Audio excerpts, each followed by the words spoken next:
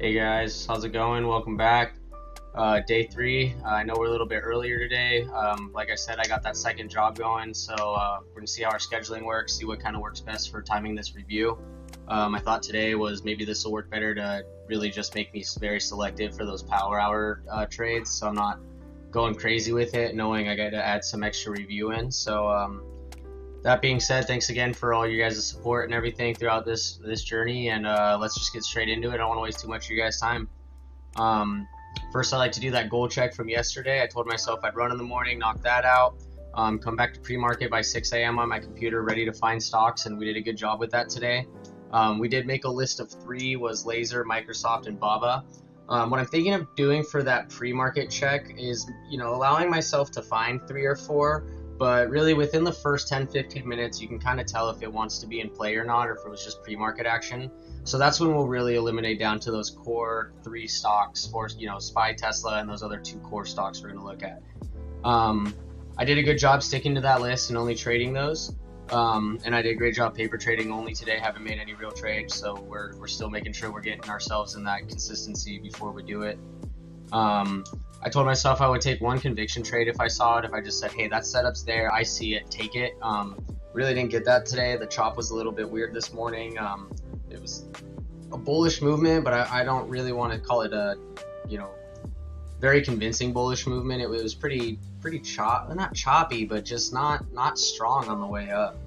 I also told myself I wouldn't open my alerts channel just because it was forcing me to take bad trades and chase and mirror trade, and I did great, didn't open that at all today. So yeah, that being said, let's just get straight into it. Like I said, I'm not a financial advisor. This is not financial advice. We're just here for education and for me to hold myself accountable to my trades. It's nice today. We only have three trades. We really stuck to not over trading and only taking, waiting for our setups. Of course, as I say that, the first one here, I was kind of right in between. So we started with Microsoft. That was part of our morning movers, and I did a good job being patient and letting it show me it was going to break out here. So it's like I waited, but I waited a little too long because, see, it got that 90 EMA confirmation, and that's where you got to get in. It's a perfect bounce here, an open above, and it shows that it's, with strength above the last candle. And so I got in late, and what I, in my head, I thought, well, it just broke above that last resistance because it struggled here a bit from that pre-market, and then I got in late looking for that next bounce.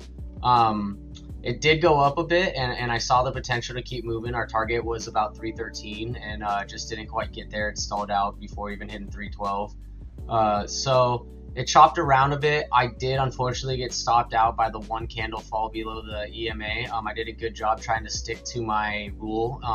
And what I did, sticking to that EMA rule, is it allowed me to stay in the trade for it to really give it a chance to break out.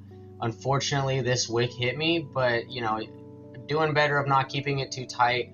I am aware that wasn't the best entry. We were patient, but then we were too patient, which turned us into a chase. And making that justification of the breakout here necessarily isn't the greatest thing. So small loss to start the day, not a great way to go, but we followed some exit rules. Let it go, move to the next one, and sure enough, we go straight to Tesla. And what do? Same thing. Patient. I saw the 90 EMA, it's stop here, and it's the same thing. I'm not getting in at this bottom candle confirmation. So now I'm not getting early and trying to predict it, but I'm trying to catch it too late. So it's almost as if it's a chase. So I saw what I did. I got really frustrated because it was the same thing as I had just done with Microsoft. We had broke the previous high resistance. I was like, oh sweet, it's breaking out. It takes another leg. You can usually get nice, clean, round entry numbers here when you get support resistance on the 30, the 35, the 40, which I know that and I look for that. So it really makes my entry make no sense being at 28. It's kind of spot in the middle of that 25 and 30 price point, and that it I personally know it likes to chop around for a few bucks before it takes that next step. So sure enough, same thing, stuck to my rule, didn't let it go out till it showed me it was done, and it broke down below that 9 EMA. And of course, right here is where it stops me out. It's $4 loss.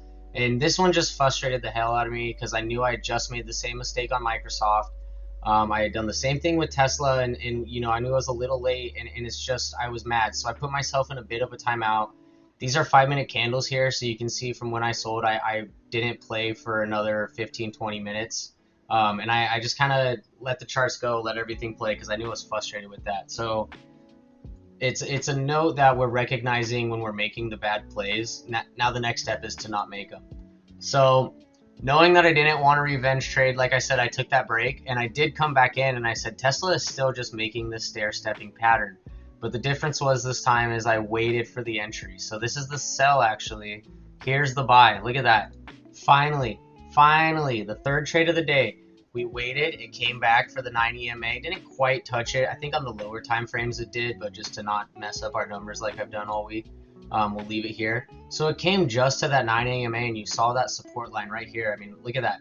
That support line is right at the last resistance. So this was that, maybe you could count this as, oh, I see it, take it.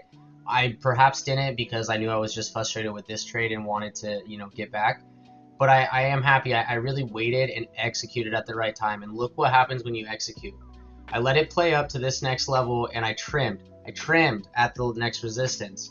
So we took a percentage off here. That already gave me the ability to get a $4 gain on it, which is great because we're playing $5 levels. So if you're getting 80% of the movement you're trying to catch, it's fine. So we trimmed there, we let it run, and we went all the way up to 1041. Same thing, I tried not to leave until it actually showed me that the movement was over.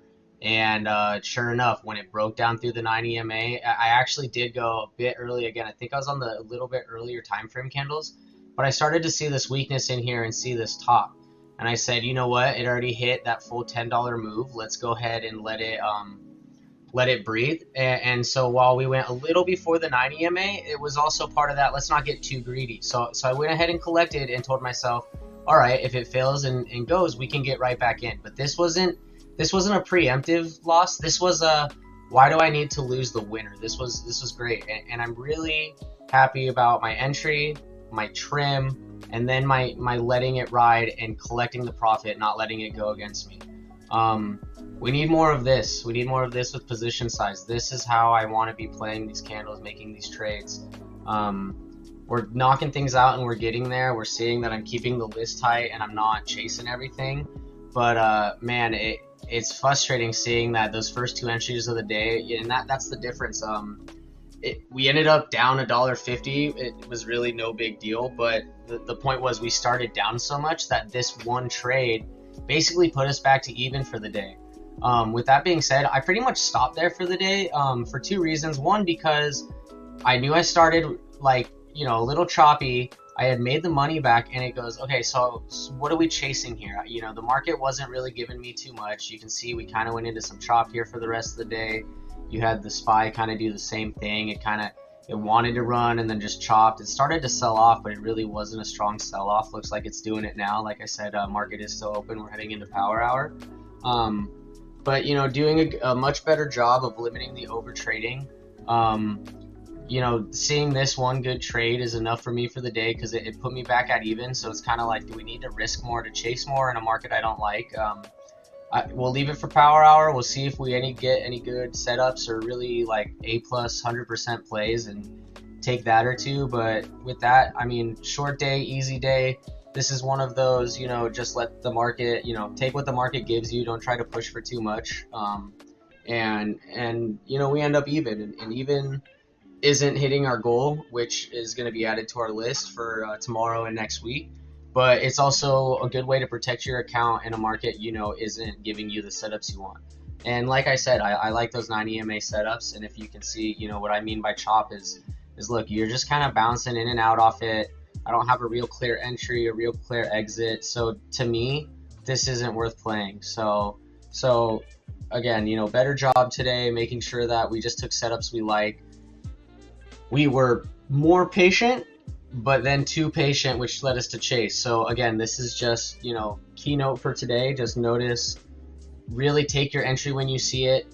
Good job waiting. Don't wait too long. You gotta attack and attack violently. Final thing I like to do is always set our goals for tomorrow. I didn't write this out, so bear with me. I'm usually pretty good about this. We're gonna stick to that morning run again. Will be a bit harder because I closed the bar tonight, so my amount of time I get to sleep between today and tomorrow is going to be a bit rough. So So we're gonna put that on there. Don't kill me if I don't hold it to it, but I know I want to get it done. No matter what, we're gonna be at our computer by 6 a.m. Make sure we get that pre-market watch list and add a couple to our daily, and make sure we only stick again to Tesla, SPY, and those couple of pre-market movers. We learned earlier this week, your one or two conviction plays, those charts are going to give you plenty of setups throughout the day. You just got to stick to them. So I really like today. I did a much better job not bouncing around. So we got to stick to that. Last couple of things is paper trading all day and not using that alert system. I want to finish out the week, kind of going a full week, making sure I didn't, follow the alerts at the end. I did go a full week paper trading. The last thing I really think I need to start incorporating is ensuring that having a profit target goal. I think that really gives you something to work for the day, something to tell you to stop. It also gives you a reason to not trade when you get too far away from it.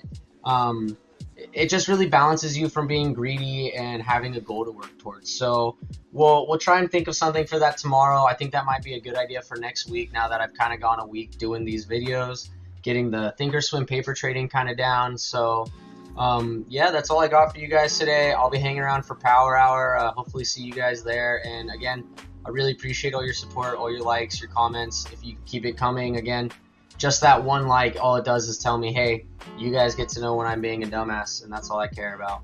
Love you guys. Good trading.